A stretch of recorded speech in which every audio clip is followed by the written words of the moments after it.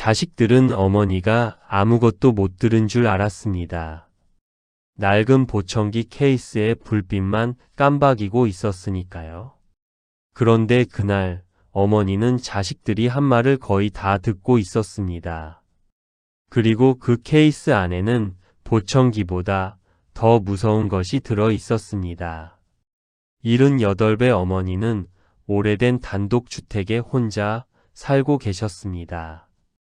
대문은 낮고 마당 한쪽에는 금간 장독대가 있었고 봄이면 담장 밑에 이름 모를 풀꽃이 올라오는 그런 집이었습니다. 젊은 사람들 눈에는 낡고 불편한 집이었지만 어머니에게는 평생의 시간이 묻어있는 집이었습니다. 그러던 어느 날 동네가 재개발 구역에 들어간다는 소식이 돌았습니다. 처음에는 다들 믿지 않았습니다. 그런데 우편함에 안내문이 꽂히고 골목마다 중개업소 사람들이 들락거리자 분위기가 달라졌습니다. 어머니 집도 보상금을 받을 수 있다는 말이 나왔습니다. 그때부터 세 자식의 전화가 잦아졌습니다. 장남은 며칠에 한 번씩 전화를 걸어 말했습니다. 엄마, 요즘 세상이 험해. 그런 집에 혼자 있으면 안 돼. 내가 한번 가볼게. 딸도 안부를 물었습니다. 엄마, 밥은 잘 먹어? 보청기는 잘 끼고 있어? 집 문제는 우리끼리 잘 알아봐야 해.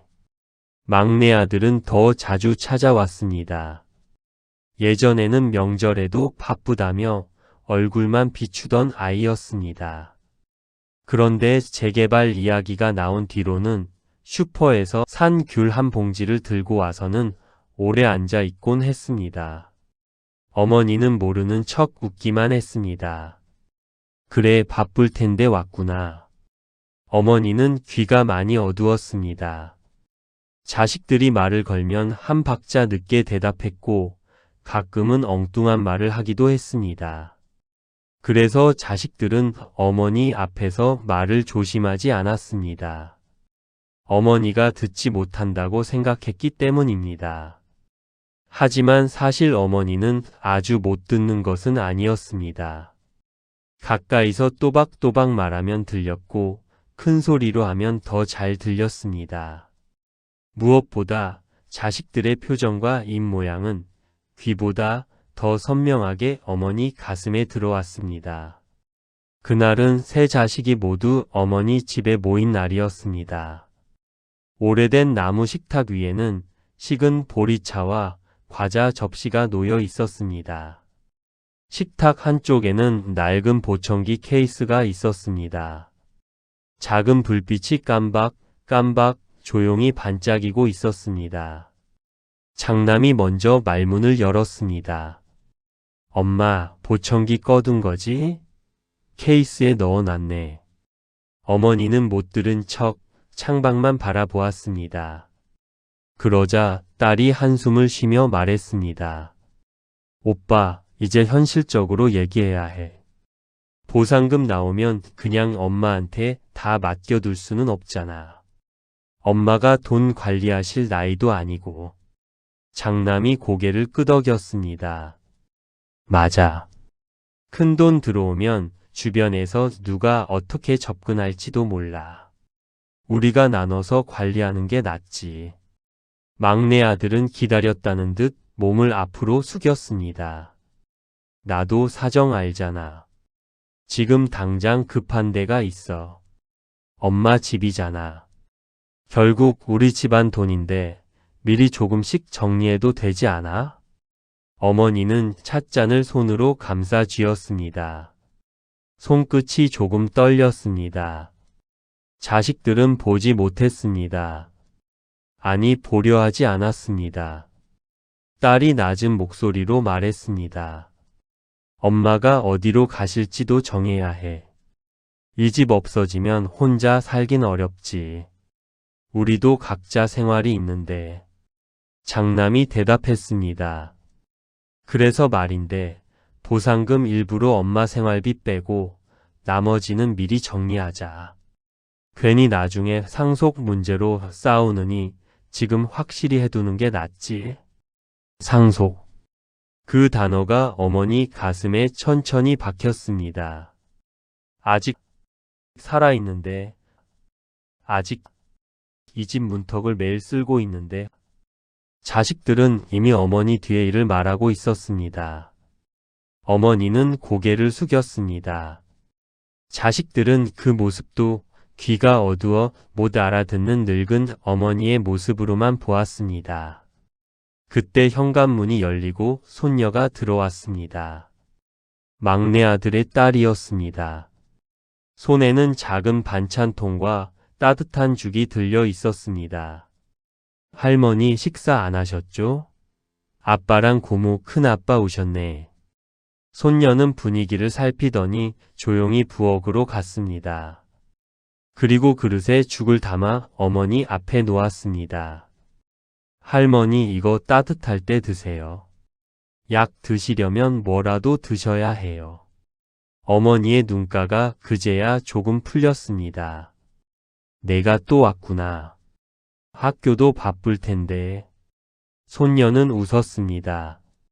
할머니 밥 챙기는 게 뭐가 바빠요. 천천히 드세요.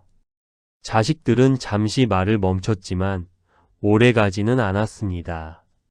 손녀가 부엌에서 숟가락을 찾는 사이 다시 돈 이야기가 이어졌습니다. 엄마가 지금은 아무 말 안 하셔도 나중에 마음 바뀌면 복잡해져.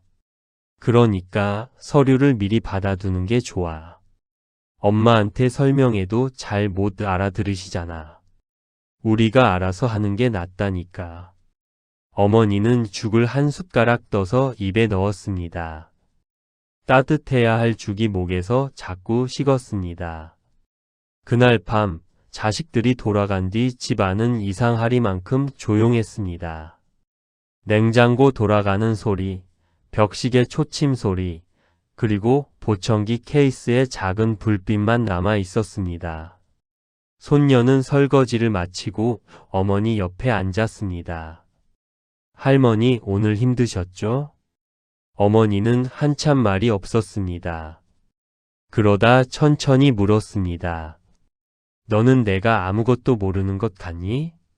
손녀는 놀라 어머니를 바라보았습니다. 어머니는 보청기 케이스를 손바닥 위에 올려놓았습니다.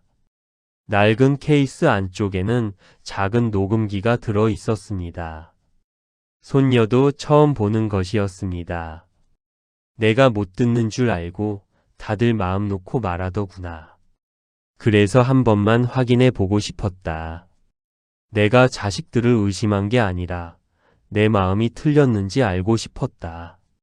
손녀는 아무 말도 하지 못했습니다. 어머니는 낮게 웃었습니다. 웃음이라기보다 한숨에 가까웠습니다. 돈이 무서운 게 아니야. 돈 앞에서 사람이 얼마나 달라지는지 그게 무서운 거지.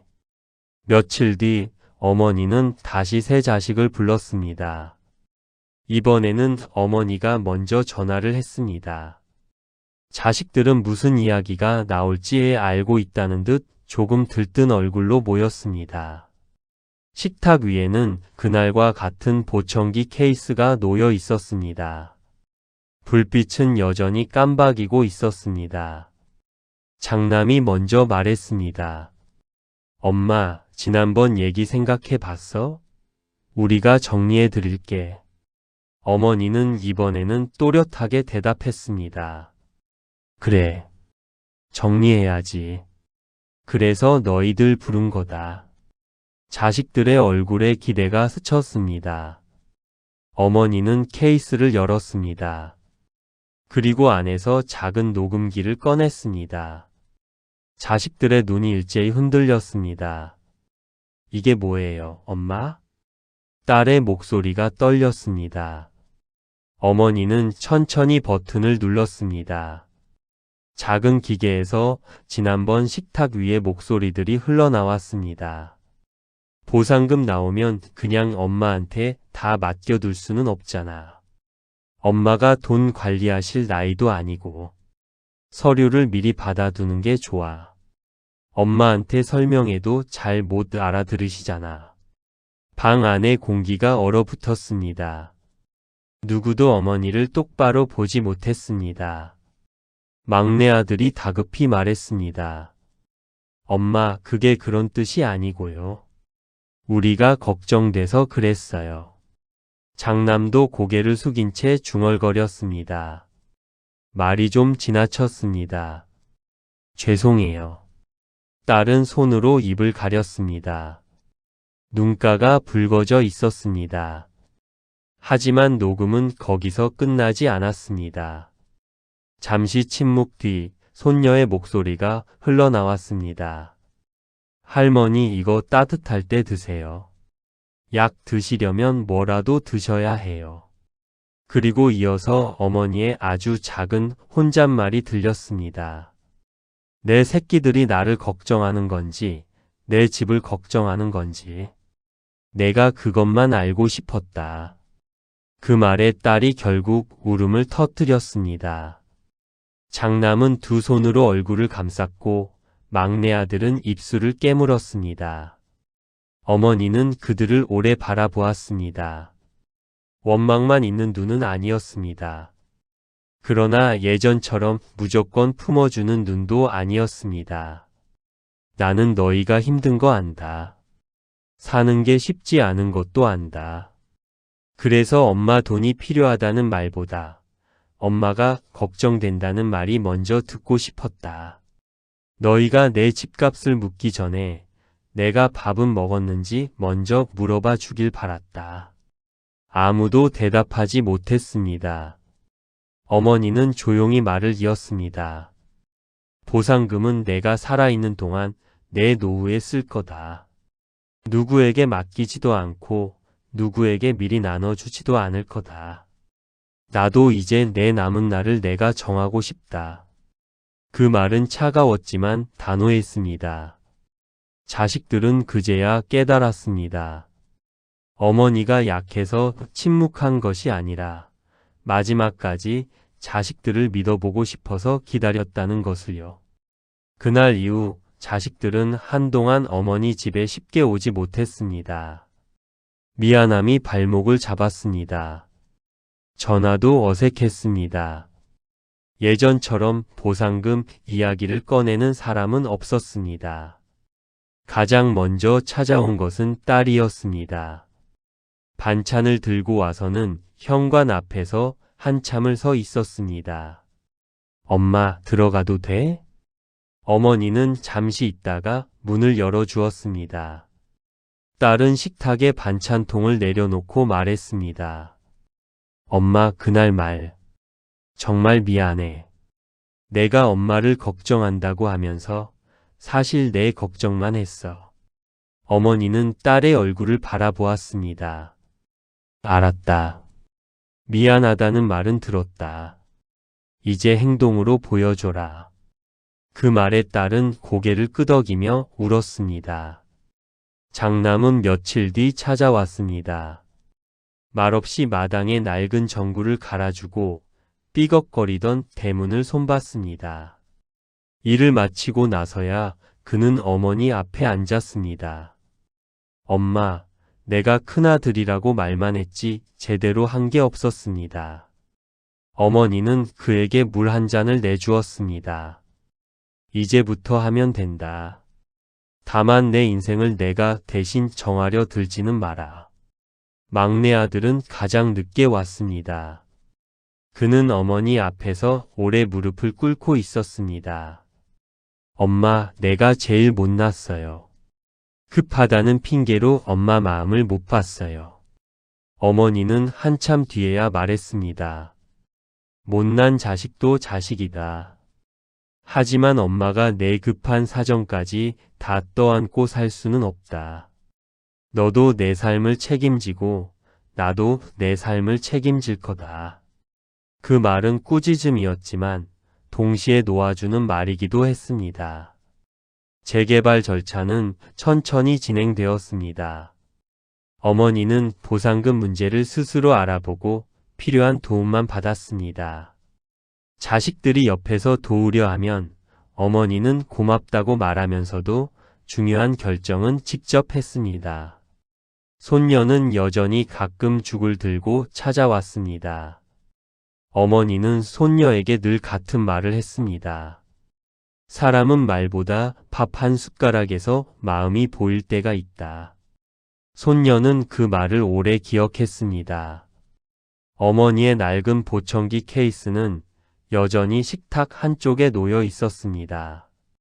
이제 그 케이스를 볼 때마다 자식들은 가슴이 뜨끔했습니다. 그 안에 녹음기가 있어서가 아니었습니다. 그 안에 자신들이 잊고 살았던 어머니의 마음이 들어 있었기 때문입니다.